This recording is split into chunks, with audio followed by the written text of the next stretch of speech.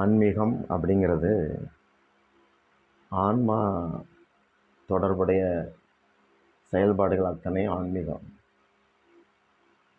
கிருஷ்ணர் பரபிரம்மம், பரமாத்மாவாக இருக்கிறார்.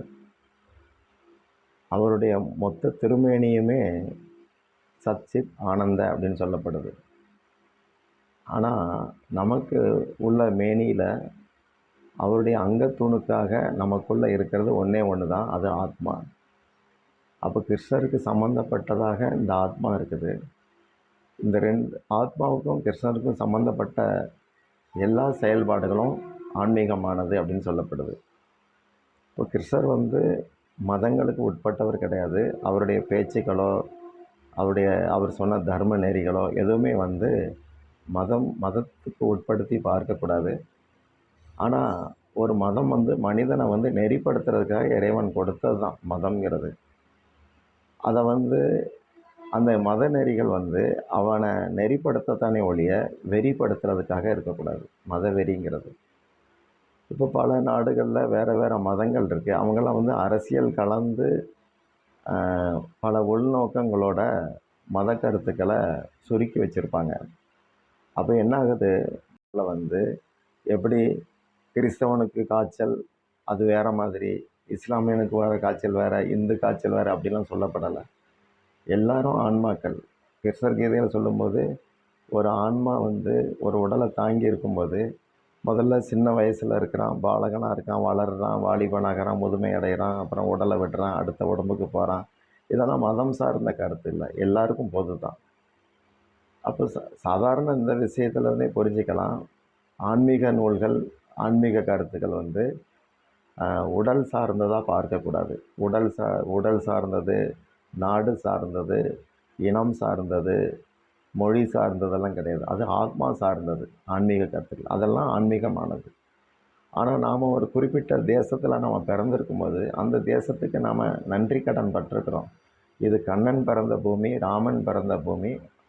அந்த ரீதியில் நாம் நம்முடைய சொந்த இந்த இந்த அந்த இடத்துல நாம் பிறந்திருக்கிறோம். அந்த சொந்த தேசத்தில் இருந்து நாம் நம்முடைய தர்ம நெறிகளை விட்டு கொடுக்க முடியாது. அதை நாம் கடைப்பிடித்து உலகம் பூரா அந்த தர்மத்துக்கு ஆட்படுத்தணும். முன்ன பாரதம்ங்கும்போது உலகம் பூரா சேர்ந்து தான் எல்லோரும் ஆட்சி நடத்தியிருக்கிறாங்க. பின்னாடி அரசியல்வாதிகள் சதிகளால் துண்டு துண்டாக நாடுகள் சிதறி போச்சு. இனி திரும்ப ராமராஜ்யம்னு வர்ற போது அப்படிங்கிறது கடவுளை நேசிக்க கற்றுத்தரணும். கடவுளை நேசிக்கிறதுக்கு முன்னாடி எல்லா ஜீவர்களையும் நேசிக்கணும். அதுலேயும் விஷயம் இருக்குது. எல்லார்ட்டையும் அன்பு காட்டணும். அன்பு காட்டத்தான் இதயம்னு ஒன்று தரப்பட்டது. அந்த இதயம் கலிகாலத்தில் ரொம்ப முரடாக இருக்குது. அந்த அன்பு காட்டக்கூடிய இதயம் இருக்க, அந்த இதயத்தில் உள்ள நாராயணர் இருக்கிறார். அவரோட தொடர்பு படுத்தி எல்லாரையும் பார்க்கக்கூடிய தன்மை நமக்குள்ளே வரணும். நாம் ஒரு காய்கறி வெட்டுறதா இருந்தால் கூட பகவானுக்கு நைவேத்தியம் பண்ணக்கூடிய தகுதி அந்த காய்கறிகள்லாம் எனக்கு தந்திருக்குங்கிற ஒரு நன்றி உணர்வோடு அந்த காய்கிட்ட நாம் அணுகணும். இப்படி ஒன்றுலேயும் நம்ம தெய்வீக அன்பை வெளிப்படுத்தணும். இதைத்தான் சைத்தன்ய மகாபிரபு நம்மகிட்ட சொன்னார். தெய்வீக அன்பு அமைப்பு, இந்த நாமசங்கீர்த்தன அமைப்பு. அப்போ மதம்ங்கிறது வேறு, ஆன்மீகங்கிறது வேறு.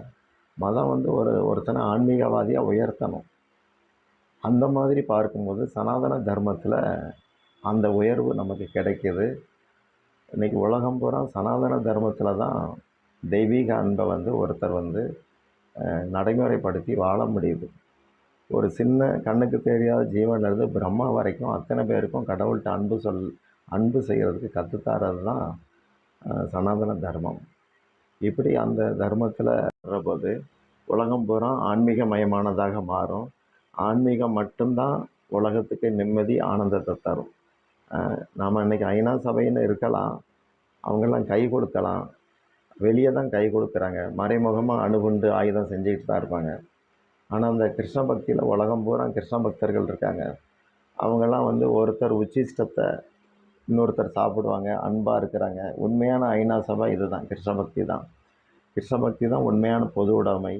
எல்லா நல்ல விஷயங்களும் கிருஷ்ண பக்திக்குள்ளே இருக்குது. இது ரொம்ப பிரம்மாண்டமானது, வெளிப்படையானது. இதில் மூடி மறைக்க ஒன்றும் இல்லை.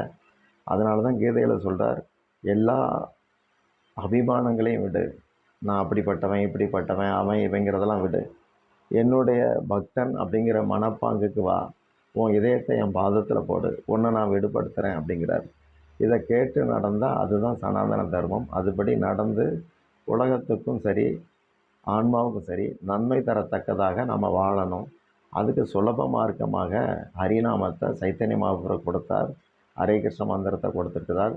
அதை சொல்லி நாம் விடுபடலாம். ஹரே கிருஷ்ணா ஹரே கிருஷ்ணா கிருஷ்ண கிருஷ்ண ஹரே ஹரே, ஹரே ராம ராம ராம ஹரே ஹரே. அமைதி ஆனந்தத்துக்கு ஒரே வழி.